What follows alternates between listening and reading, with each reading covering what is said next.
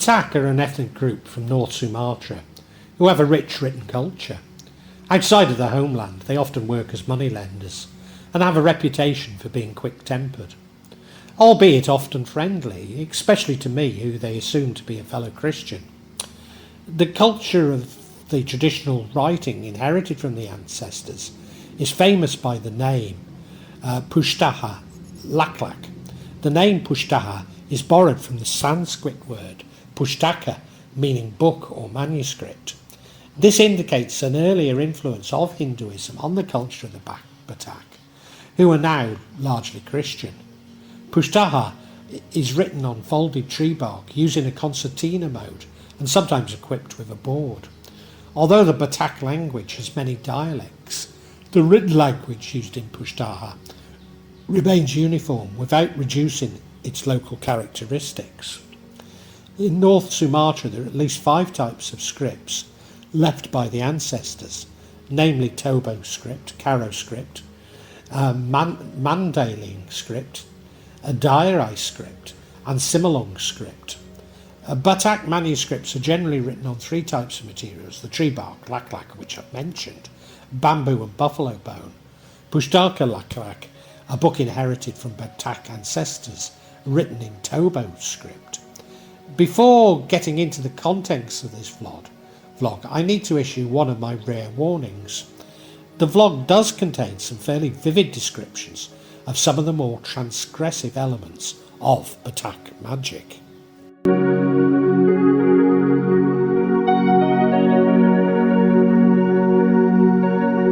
Everyone has the ability to write Pustaha Laklak. It must be done with a ritual led by a datu, priest or teacher, and performed on certain days.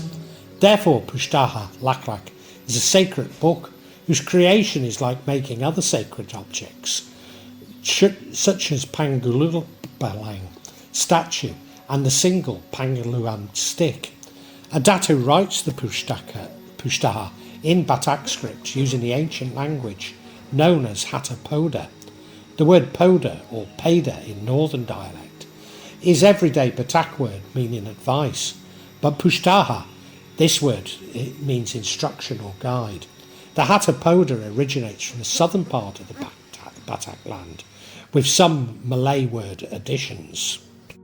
The Pustaha is used by the datu as a reference for him and for his students for all kind of information related to magic, rituals, prescriptions and divinations. The Pustaha is one of many magical instruments owned by the datu. The others are staffs that can assure good luck or cause illness, medicines horns, bamboo calendars and datu knives. Pustaha Laklak is made from paper from a tree called Kayu Alim. The wood is one of many species of the genus Aquaria that originates from Southeast Asia, especially in tropical rainforests in Indonesia, Malaysia, Thailand, Cambodia, Laos, Vietnam and North India. It's also known as arga wood, Aquila malassilineus, which produces the oud fragrance.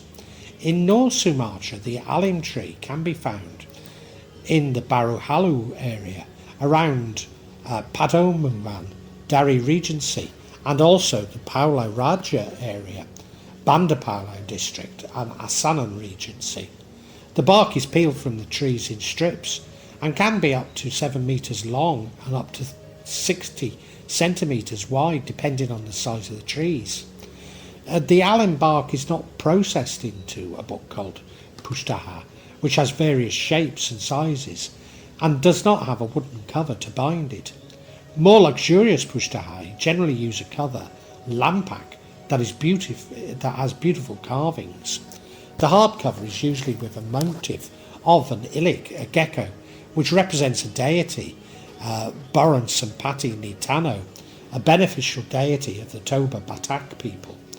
The Laklak book is written on sheets normally using black ink. The writing is made and folded from back to forth to make it easier to read.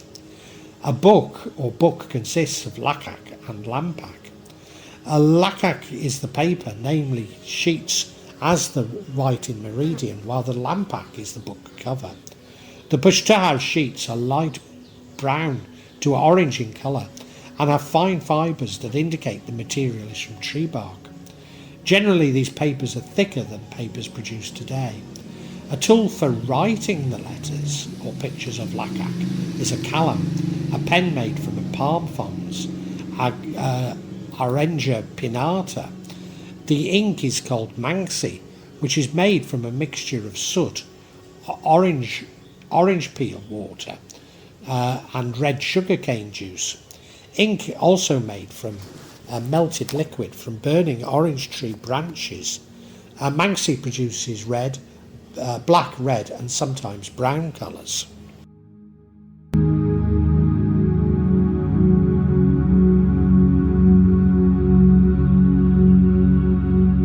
The magic knowledge contained in the Pustaha is known as Adatun. Tungal Panaluan is a mystical Batak stick used by the Datu, the priest healer, in rituals. The relationship between the stick and the Datu is inseparable and mutually dependent. As a form of unity between the Datu and the stick, the Datu must maintain the stick with offerings, and in doing so he makes offerings especially to different main figures on the stick.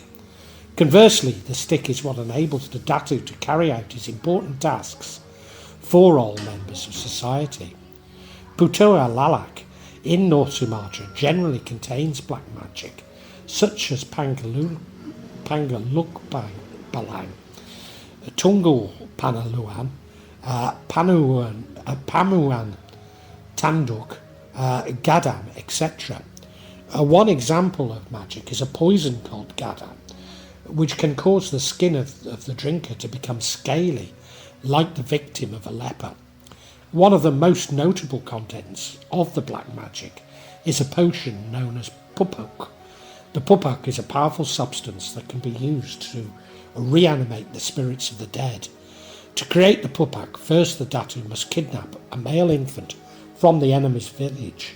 The Datu then raise the kidnapped child carefully, so the child becomes loyal to the Datu. Then the Datu must tell the child to drink boiling molten tin. The child will die practically immediately.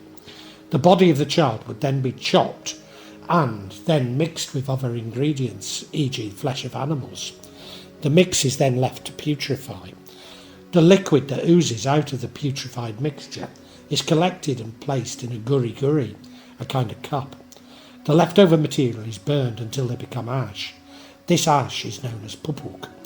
The murdered child spirit becomes a pangulang balang, a kind of spirit that can be controlled for many uses. One of the many uses of the pupuk is to animate the ancestral spirits, debata idub, normally planted on the ground around the village. A statue charged with the pupuk one time, 2 times or 3 times, which render them stronger. The statue may be charged with the pupuk is similarly known as a pangulubalang. The pangulubang statues can protect the village or even destroy enemies. The Datu employed a variety of containers made of different materials to hold the pupuk. The Batak people of Toba and Mandalay keep the pupuk in containers made of horns of the water buffalo, known as naga, morasang. The Karo people use a container made of goat's horn, bully.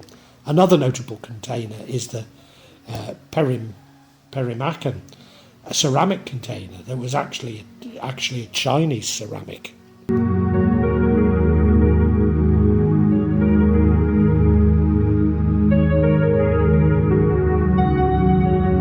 So about white magic, such as warding off disasters.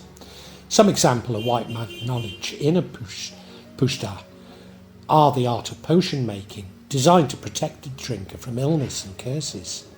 Methods to create protective magical amulet, recipes for household medicine, and charms.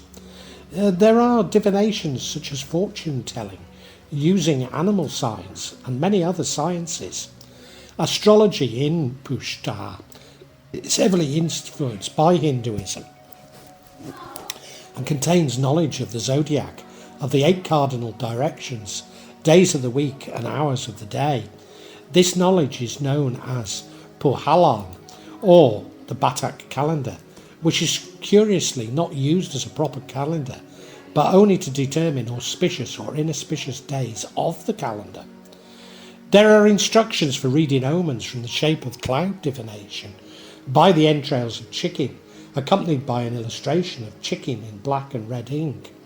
A common image is that of a 4-legged dragon demon known as Naga Padua, who holds up the earth and was thought responsible for earthquakes. One of the Pustaha divinations ritual requires the drawing of such an image on a gourd. There are also the secret of traditional medicine using herbal concoctions.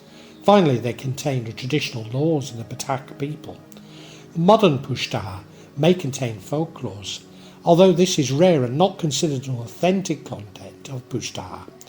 A number of Pustaha in the collections owned by Van der Troek Openhuizen contain folklore because the Dutchman asked the Datu to write Batak folklores in the Pustaha. For example, Boro Sanyan Naga, dragon, in Pustaha Laklak is a figure considered as a grandmother who has the ability to calm the water in the lake or calm the water cycle. Boro Sanyan Naga is also a water goddess, and she is believed by fishermen as a ruler who plays a role in getting the fish as the expected catch.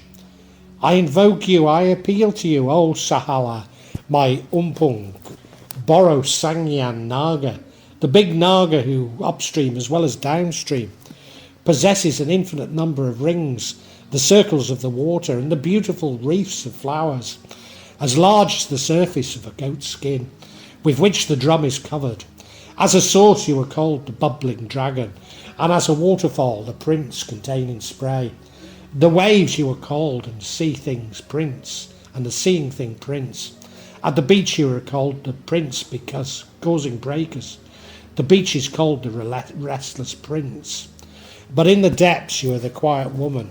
It is you that are fetched day and night drinking water. I know it for certain that in the middle of the wide seas you have a house and wood covering, a barn decorated with wood coverings, and a house with a roof made of fibre sugar palm.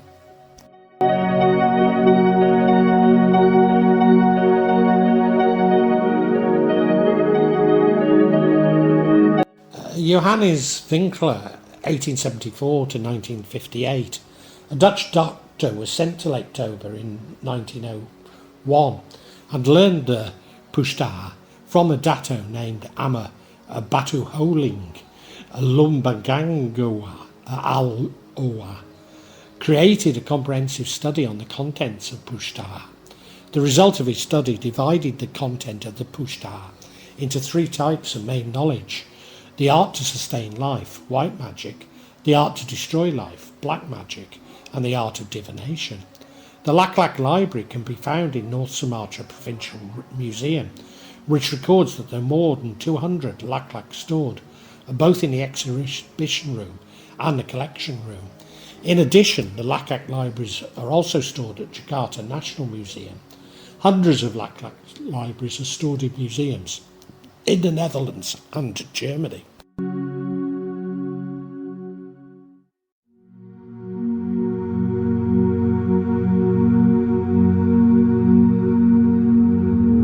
Great Pustaha was collected in the 1850s, but its true age is perhaps older.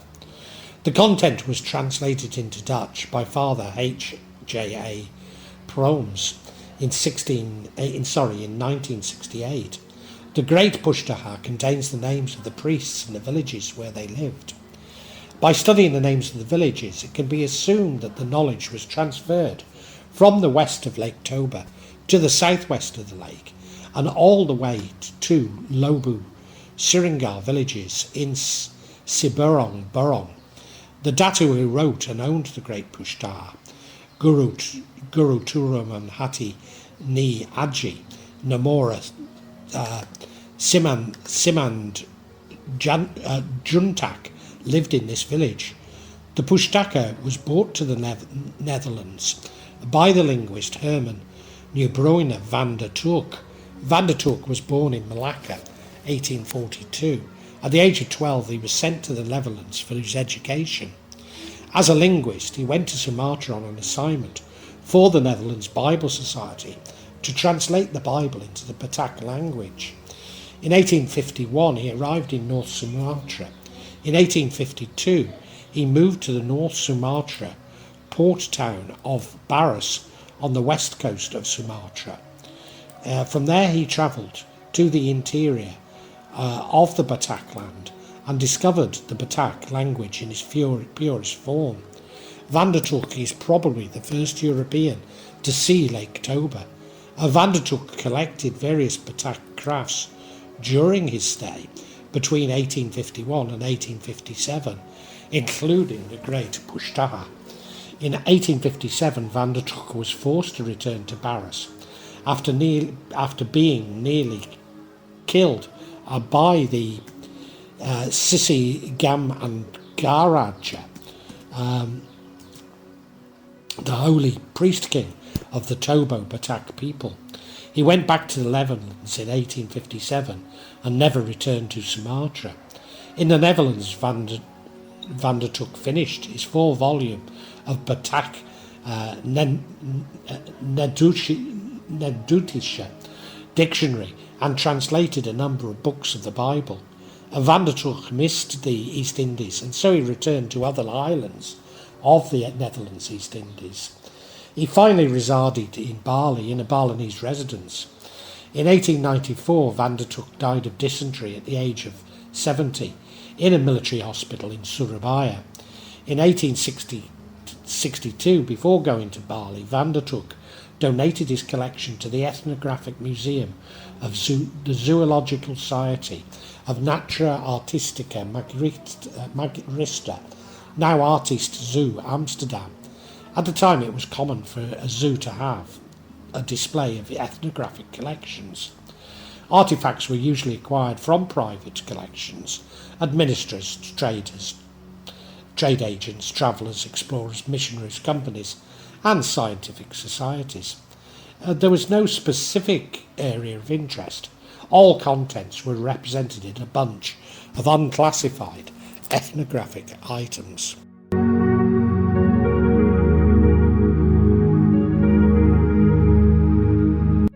In 1861, a separate ethnographical museum was established in the zoo.